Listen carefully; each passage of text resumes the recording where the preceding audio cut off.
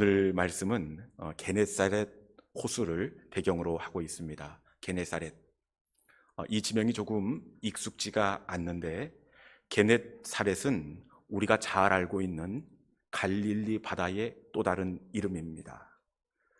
이 갈릴리 바다가 워낙에 길다 보니까 그 위치에 따라서 부르시는 이름이 조금씩 달라지게 되는데, 위쪽에서는 갈릴리 바다, 그리고 중간에서는 게네사렛, 그리고 그 강 하류에서는 긴네렛 호수, 이렇게 이름을 달리 부르고 있습니다. 이 게네사렛은 이스라엘 그 영토 가운데를 관통하는 호수입니다. 그래서 이스라엘 국토에 물을 공급해주는 젖줄이 되는 동시에 어부들의 삶의 터전이 되기도 합니다. 오늘 본문 말씀을 보면 호숫가에 이른 아침부터 배 두 척이 정박해 있는 것을 알 수가 있습니다. 여기에서 어부들이 밤사이 내렸던 그물을 손질하고 있습니다. 예수님께서 그 정박한 배에 오르시더니 그 중에 한 배에 껑충 뛰어 오르십니다. 여러분, 예수님께서 껑충 뛰어 오르신 그 배가 누구의 배입니까? 그 배는 다름 아닌 시몬 베드로의 배였습니다. 예수님께서는 시몬 베드로의 배를 육지에서 조금 떼기를 청하셨습니다. 그리고 배가 육지에서 멀어지자 육지를 향하여 예수님께서 무리들에게 말씀을 가르치기 시작하였습니다. 그때 무슨 말씀을 선포했는지 알 수는 없습니다. 그렇지만 아마 풍성한 은혜의 잔치가 되지 않았을까 하는 그런 추측을 해봅니다. 그리고 말씀을 마치신 이후에 우리 예수님께서 시몬 베드로에게 이르시되 뭐라고 하십니까? 깊은 데로 가서 그물을 내려 고기를 잡으라. 베드로에게 깊은 곳에 가서 그물을 내리라, 이렇게 말씀합니다. 여러분, 그런데 베드로는 깊은 데로 가서 그물을 내려 고기를 잡으라라는 이 주님의 말씀을 이해할 수가 없었습니다. 왜냐하면 베드로는 이곳에서 태어나서 이곳에서 잔뼈가 굵은 베테랑 어부입니다. 물고기를 잡으려면 보통 낮이 아니라 밤에 잡아야 합니다. 왜냐? 당시 사용되던 그물 때문에 그러는데, 요즘은 아주 얇은 그 실로 그물을 이렇게 만들지만 당시에는 가늘게 꼰 배실을 사용해서 그물을 만들었습니다. 여러분, 낮에 이 그물을 내려보십시오. 거친 배실이 그대로 비추이게 되어 있습니다. 더욱이 베드로가 내린 게 그물처럼 보여지는데 사실은 투망입니다. 투망의 원리가 어떻게 고기를 잡느냐, 이 모기장처럼 생긴 그물을 수면에 떨어뜨려서 아래로 천천히 가라앉혀 그 속에 들어온 고기를 잡는 게 투망의 원리입니다. 여러분, 낮에 투망을 한다고 생각해 보십시오. 그것도 거칠게 꼰 배실로 만들어진 그 그물이 그 수면에 떨어져서 천천히 내려올 때 거기에 걸려들 물고기가 어디에 있겠습니까? 금방 그물이 보여지기 때문에 낮에는 그물로 고기를 잡을 수가 없습니다. 깊은 데로 가 그물을 내리라고 주님께서 말씀을 하시지만 베드로가 생각하기에 자신의 경험과 상식적으로 맞지 않기 때문에 그 시간에 그물을 내린다는 게 결코 쉬운 일이 아닙니다. 더욱이 베드로가 지금 막 그물질을 하러 왔다면 그래도 순종할 수 있겠지만, 지금 베드로는 이미 그물질을 마친 상태입니다. 지칠 대로 지친 몸을 가지고 있습니다. 밤사이 밤이 맞도록 그물질을 했으니 그 몸은 벌써 물에 쩔어 있었을 것입니다. 차가운 밤 공기에 온몸에 오한이 들었을 것입니다. 비록 그 빈 그물로 이렇게 돌아왔다고 하더라도 하루 조금이라도 빨리 집에 가서 따뜻한 밥을 먹고 허기진 배를 채우고 밤새도록 수고한 시름을 내려놓고 한숨 쉬고 싶은 생각이 간절하지 않았겠습니까? 그리고 만약 베드로가 이 시점에서 다시 배를 몰고 나가 그물질을 해보십시오. 집에 기다리고 있는 가족들이 어떻게 되겠습니까? 바닷가에 사는 사람들은 물고기 잡으러 간 가족들이 돌아와야 할 시간에 돌아오지 않으면 정말 그 마음이 어렵고 힘든 법입니다. 그것도 그럴 것이 이 게네사렛 호수 북쪽에 헐몬산이라는 아주 높은 만년설을 가진 산이 있습니다. 이 산에서 시시때때로 예상하지 못하는 이 바람이 몰아칠 때면 갈릴리 바다가 뒤집어지는 경우가 허다합니다. 핸드폰이 있는 것도 아니지요. 가족들이 기다리고 있습니다. 만약에 배를 타고 나아가 깊은 곳에 그물을 내려 베드로가 와야 할 시간에 오지 않는다면 이 밥을 준비해놓고 기다리는 이 베드로 부인의 마음이 오죽하겠습니까? 이걸 잘 알고 있는 베드로였기에 깊은 데로 나아가 그물을 내리라는 우리 주님의 말씀에 순종하는 것이 결코 쉽지가 않았습니다. 여러분, 그럼에도 불구하고 오늘 말씀의 결론은 어떻게 납니까? 베드로가 노를 저어 깊은 데로 나아갑니다. 그리고 힘차게 그물을 내려놓습니다. 여러분, 도대체 어떻게 베드로는 도저히 상식적으로 경험으로 이해될 수 없는 그때에 다시 깊은 데로 나아가 그물을 내려놓는 순종을 할 수가 있었을까요? 우리 본문 5절에 있는 말씀을 한 목소리로 봉독합니다. 본문 5절에 있는 말씀입니다. 자, 시작.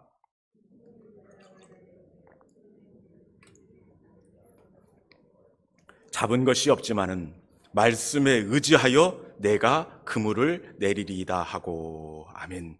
베드로가 어떻게 그물을 내릴 수 있었습니까? 말씀에 의지하여 그물을 내리리이다. 베드로는 예수님의 말씀에 의지했기 때문입니다. 본문을 자세히 살펴보면 예수님은 다른 곳이 아니라 베드로의 배에 오르셔서 말씀을 선포하셨습니다. 사실 베드로는 예수님의 설교단 가장 가까이에서 주님의 말씀을 들었습니다. 처음에는 호기심에 말씀의 길을 열었을 터인데 베드로는 점차 예수님의 말씀에 빠져들게 되었습니다.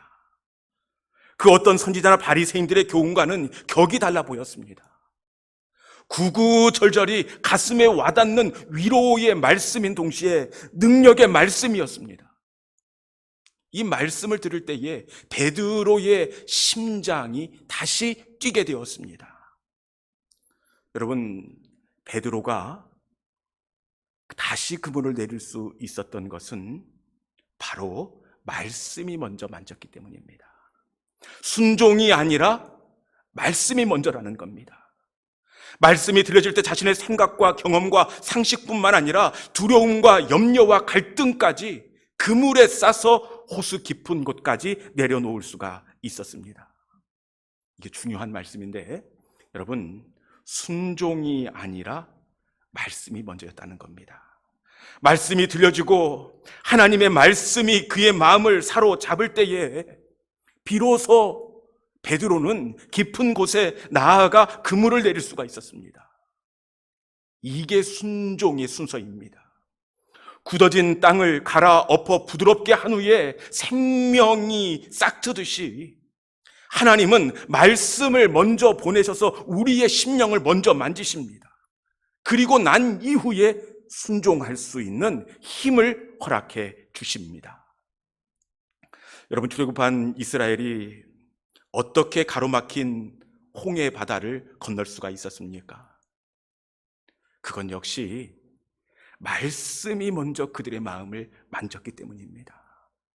너희는 가만히 있어 내가 하나님 됨을 알지어다. 하나님께서 모세를 통하여 말씀을 그들 가운데 허락하여 주셨고 말씀이 그들의 마음을 만질 때에 건널 수 없는 홍해 바다로 나아가는 순종의 열매를 맺을 수가 있었습니다.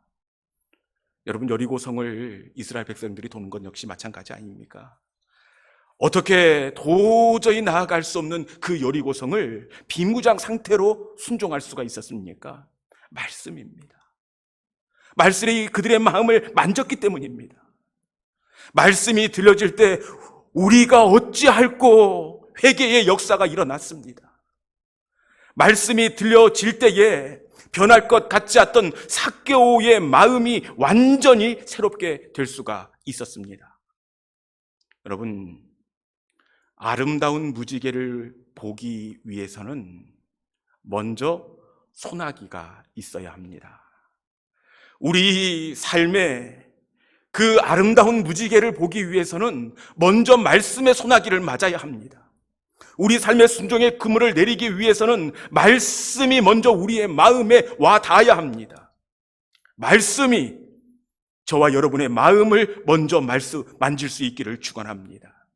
말씀이 들려지고 깨달아지고 말씀을 통해 찾아오시는 하나님을 만나는 우리 믿음의 권속들이 될 수 있기를 주님의 이름으로 축원합니다. 예수님이 베드로에게 깊은 데로 가서 그물을 던지라라는 이 이야기를 듣고 베드로는 아마 어안이 벙벙했을 겁니다. 머릿속이 텅 빈 것처럼 하얗게 되어 아무것도 생각할 수 없었습니다.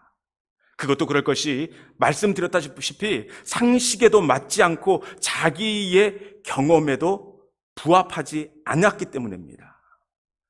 여러분, 순종은 말씀을 의지할 때 자신의 경험까지 그리고 자신의 지식까지도 내려놓으며 말씀을 따라 나아갈 수가 있었습니다. 순종은 말씀을 의지하는 겁니다. 말씀에 의지하여 경험의 그물도 내려놓고 말씀에 의지하여 내 생각도 내려놓는 것, 이것이 바로 순종입니다.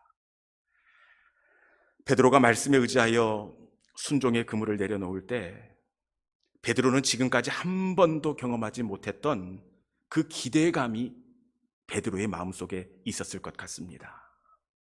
자신만을 의지할 때는 수고하고 고단한 삶이었지만 말씀을 의지하고 순종의 삶을 살고자 그 그물을 내려놓을 때는 뭔가 모를 기대 속의 설레임의 삶으로 그 생각이 바뀌게 되었습니다.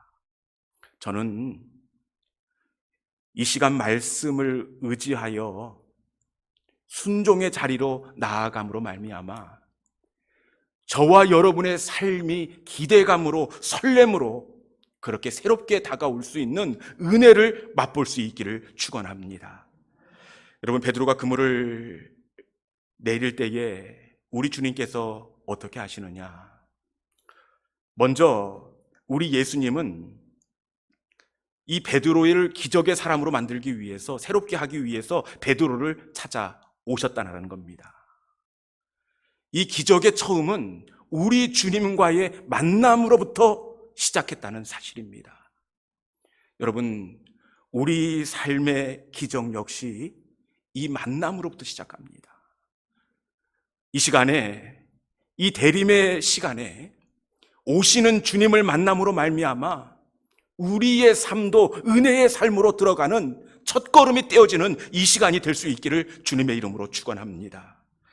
베드로가 예수님의 말씀에 의지해서 그물을 내릴 때, 여러분, 우리 예수님은 말씀에 순종하여 그물을 내린 베드로의 힘이 되어 주셨습니다.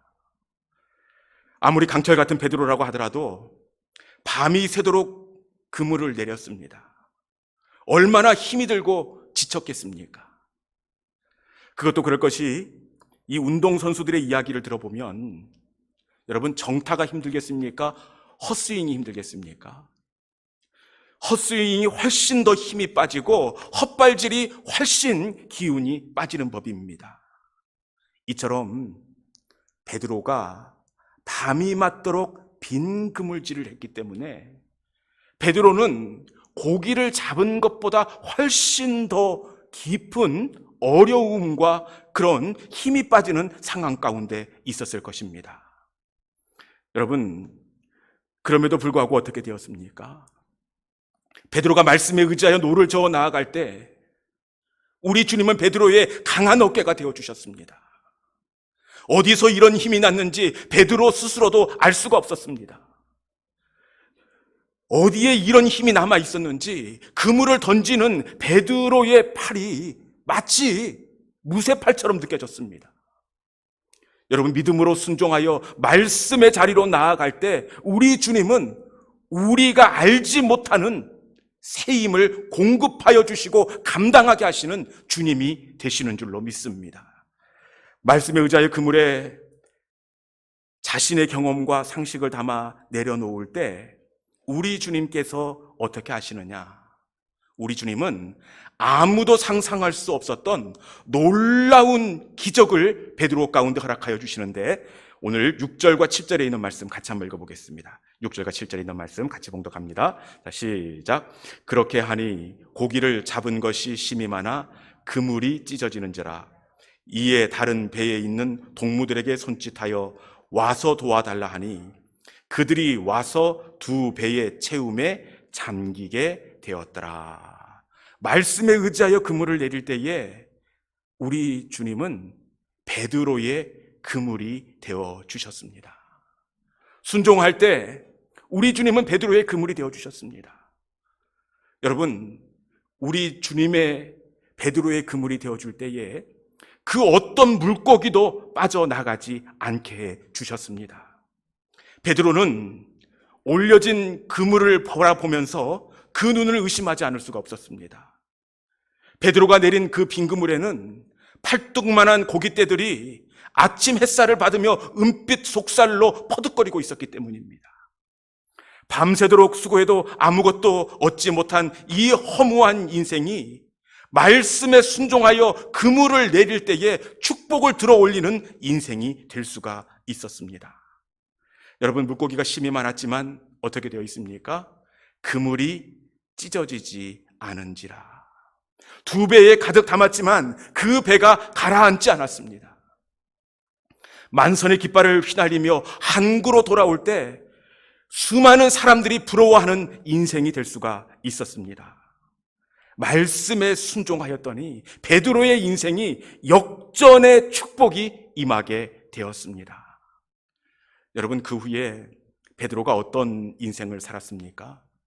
우리가 잘 알듯이 초대교회의 수제자로 기독교 역사상 가장 큰 업적을 남기는 축복의 삶을 살 수가 있었습니다. 여러분, 이 은혜와 복이 저와 여러분 가운데도 있기를 축원합니다. 이제 말씀을 정리하겠습니다. 오늘 베드로의 배 위에 예수님께서 오르십니다. 깊은 데로 가서 그물을 내리라 이렇게 말씀하지만 베드로는 이 말씀에 순종하기가 어려웠습니다. 왜냐? 자신의 생각과 경험과 지식으로 납득이 되지 않기 때문입니다. 그럼에도 불구하고 베드로가 깊은 곳에 가서 그물을 내릴 수 있었던 것은 내가 말씀에 의지하여, 말씀이 먼저 베드로의 마음을 사로잡았기 때문입니다. 여러분, 말씀이 마음을 사로잡을 때에 그 마음이 행동이 됩니다. 그리고 그 행동이 삶이 되게 되어 있고 그 삶이 인생이 되게 되어 있습니다. 여러분, 우리가 어떻게 변화된 인생, 기적의 인생을 살 수가 있습니까? 가장 먼저 말씀을 만나야 합니다. 언 땅을 갈아엎고 딱딱한 땅이 갈아엎혀진 다음에 생명이 움트듯이 우리의 딱딱한 마음이 말씀을 통하여 부드러워진 이후에 우리의 삶의 변화와 기적이 시작되게 되어 있습니다. 여러분, 이 시간 하나님의 말씀을 사모하시고 그 말씀이 나의 마음을 만져주시고 장악할 수 있기를, 그렇게 소망할 수 있기를 축원합니다. 말씀의 은혜를 받고 나아간 그 바다는 예전에 어제의 그 바다가 아닙니다. 기대의 바다요, 기적의 바다입니다. 여러분, 은혜를 받고 나면 우리의 삶이 똑같지만 완전히 다르게 느껴지지 않습니까? 나에게 실패를 주고 아픔을 주었던 그 시간들이지만 은혜를 받고 나면 그 아픔의 삶의 자리가 오히려 나에게 하나님의 은혜를 경험하게 하는 기적의 장소로 달라지게 될 줄로 믿습니다. 이 시간 말씀이 저와 여러분의 마음을 만짐으로 말미암아 그 말씀대로 우리의 삶의 자리에 믿음으로 순종으로 나아가는 우리 모든 믿음의 권속들이 될 수 있기를 주님의 이름으로 축원합니다. 이 시간에 우리 말씀을 붙잡고 함께 찬양의 자리로 나아가도록 하겠습니다.